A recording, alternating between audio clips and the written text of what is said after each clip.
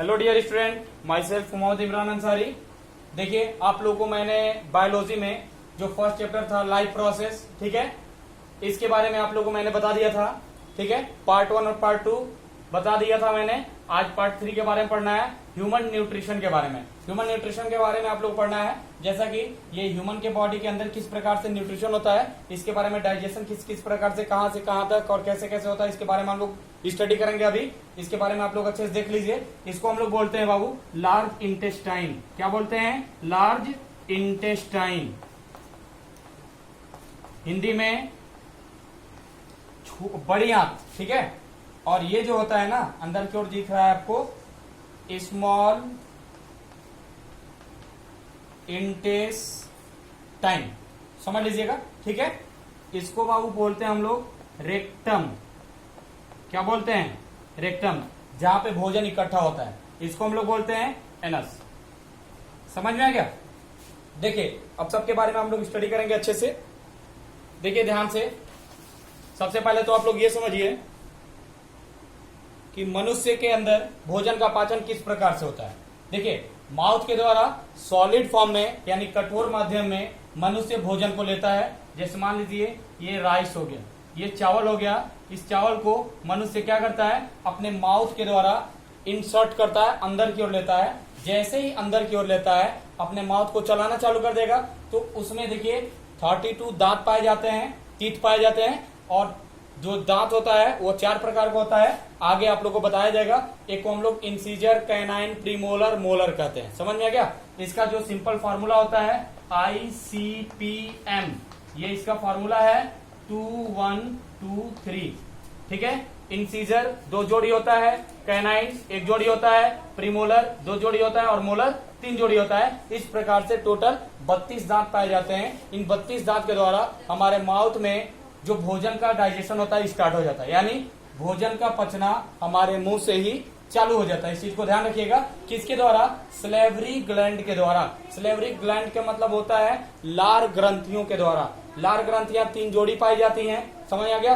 कर्णमूल ग्रंथि, अधोजिह्वा ग्रंथि और एक होता है जिह्वा ग्रंथि। समझ में आ गया? यानी एक होता है parotid gland, maxillary gland and submaxillary gland. समझ में आ गया? तो इन तीनों लार ग्रंथियों के कारण और दांत के कारण हमारे माउथ से ही भोजन का पाचन चालू हो जाता है। और सलेवरी ग्लैंड के अंदर एक एंजाइम पाया जाता है जिसका नाम होता है एमाइलेज।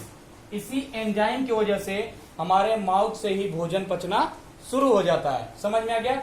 माउथ से जब भोजन पचना चालू होगा एमाइलेज एंजाइम की सहायता से, उसके बाद से देखिए भोजन कहाँ चला जाता है? भोजन आ जाता है डायरेक्ट। देखिए, माउथ से भोजन पचेगा, दांत से और सलेवरी ग्लैंड से, और डायरेक्ट वो फेरिंग्स, ओसोफेगस, ट्रेकिया से होते हुए डायरेक्ट आ जाएगा स्टमक में। तो फेरिंग्स इसके बारे में बता दें, और ट्रेकिया। देखिए, ट्रेकिया फेरिंग्स जो होता है ये एक पाथ का काम करता है। ओसोफेगस एक विंड पाइप होता है, एक पाइप होता है या फूड पाइप इसको बोल सकते हैं। विंड पाइप इसके जस्ट पास होता है। ये फूड पाइप यानी भोजन को नीचे की ओर लाने में मदद करता है।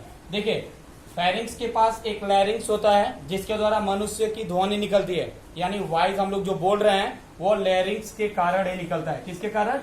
लैरिंग्स के कारण है। ये आगे की बात है। ठीक है, हम लोग यहाँ पे भोजन के पाचन के बारे में समझ रहे हैं कि डाइजेशन ऑफ फूड किस प्रकार से होता है। देखिए, जब ह्यूमन बीइंग जब भोजन को लेता है माउथ में, वहां से पचना इसका चालू होगा।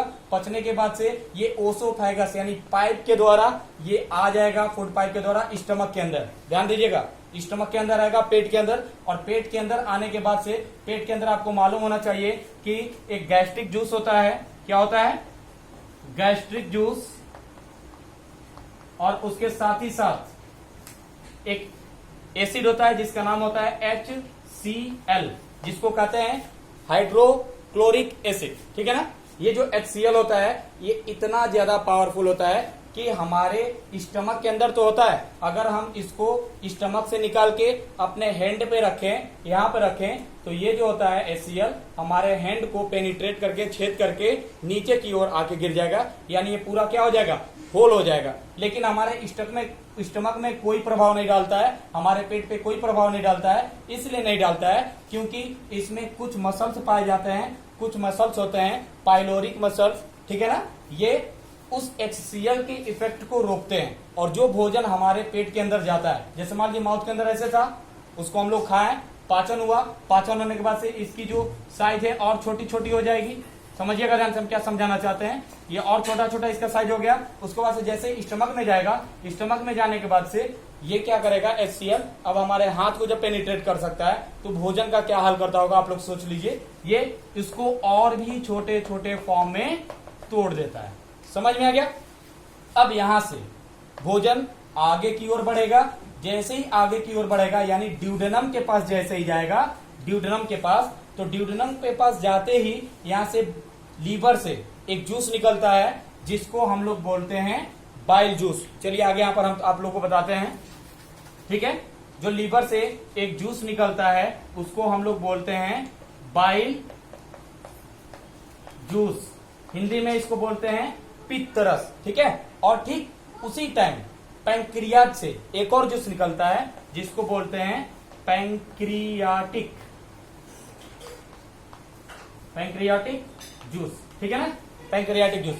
ये दोनों जो होता है एल्केलाइन मीडियम में होता है, मतलब बेसिक इन नेचर होता है, क्षारीय मीडियम में होता है। जैसे HCl जो था पेट के अंदर वो अम्ल था, और जैसे ही ड्यूडेनम के पास आएगा तो ये लीवर के पास से यहाँ से बाइल जूस आएगा ड्यूडेनम में, और पैंक्रियाज के पास से पैंक्रियाटिक जूस आएगा। ये दोनों क्या करता है, जो भोजन यहाँ से ट्रांसफर होके यहाँ पर जाएगा, जैसे यहाँ पर आता है ये क्या करता है, दोनों मिलके, ये दोनों जूस मिलके उस भोजन को और भी छोटे छोटे फॉर्म में तोड़ देते हैं। मीन्स कहने का मतलब ये है कि जो बाइल जूस और पैंक्रियाटिक जूस है ये दोनों क्या करेंगे, ये जो भोजन का साइज आपको दिख रहा है इस प्रकार से, यानी ये और नीचे आएगा तो और भी ऐसे छोटे छोटे फॉर्म में हो जाएगा, मतलब पचना चालू हो जाएगा। समझ में आ रहा है, इस फॉर्म में हो जाएगा। और ये जो भोजन होता है एल्केलाइन मीडियम में हो जाता है। एल्केलाइन मतलब क्षारीय मीडियम में। क्षार क्यों होता है, क्योंकि जो पैंक्रियाटिक जूस और बाइल जूस जो है ये क्षारीय भोजन को बनाता है पेट के अंदर। ये अम्लीय था, जैसे ही यहाँ पे आएगा क्षारीय हो जाएगा। क्षारीय होने के बाद से ये इतना भोजन पच गया। अब ऐसे पचने के बाद से ये डायरेक्ट आ जाता है हमारे इंटेस्टाइन में, यानी स्मॉल इंटेस्टाइन में। जैसे ही स्मॉल इंटेस्टाइन में आएगा तो और भी छोटे छोटे पार्ट्स में, मतलब पूरी तरह से भोजन क्या हो जाएगा, पच जाएगा, डाइजेस्ट हो जाएगा। और जैसे ही यहाँ पे डाइजेस्ट होगा, आपको मालूम होना चाहिए जो ये स्मॉल इंटेस्टाइन है, इस स्मॉल इंटेस्टाइन के अंदर आप लोग देखेंगे तो ऐसे कुछ उभार पाए जाते हैं, मतलब इस प्रकार से कुछ उभार होंगे। इस उभार में ऐसे छोटे छोटे ब्लड वेसल्स होते हैं, ठीक है, रुधिर की कणिकाएं यानी खून की कणिकाएं होती हैं। ये क्या करती हैं, जो भोजन पूरी तरह से यहाँ पे पच चुका है उनको ये ब्लड वेसल्स अपने अंदर अवशोषित कर लेती हैं, यानी ले लेती हैं। और जो भोजन पूरी तरह से पच चुका है ये हमारे बॉडी के सभी पार्ट्स में ब्लड के थ्रू ट्रांसफर हो जाता है और हमारी कोशिकाओं के पास चला जाता है, जिससे हमको ऊर्जा की प्राप्ति हो जाती है और हम किसी भी काम को आसानी से कर सकते हैं। समझ में आ गया। इस प्रकार से हमारे शरीर में भोजन का पाचन होता है। और जो भोजन पूरी तरह से नहीं पच पाता है वो आगे की ओर बढ़ता जाएगा। देखिए इसको हम लोग बोलते हैं विलाई। क्या बोलते हैं, विलाई। हिंदी में इसको हम लोग बोलते हैं रसांकुर, यानी ये हमारे इंटेस्टाइन, छोटी आंत के अंदर ऐसे जो उभार होती है उसी को हम लोग विलाई या रसांकुर बोलते हैं। इसमें ब्लड वेसल्स होते हैं। भोजन ऐसे ही फिसलते हुए आगे की ओर बढ़ता है और पचते जाता है इसके अंदर की ओर, ठीक है। इसको प्रीस्टैटिक मूवमेंट बोलते हैं। समझ में आ गया, प्रीस्टैटिक मूवमेंट। अब जो भोजन नहीं पच पाता है वो आगे की ओर बढ़ेगा, आगे की ओर बढ़ते बढ़ते चला जाएगा लार्ज इंटेस्टाइन में, और लार्ज इंटेस्टाइन में जाने के बाद से पानी का अवशोषण करता है, जल का अवशोषण करेगा।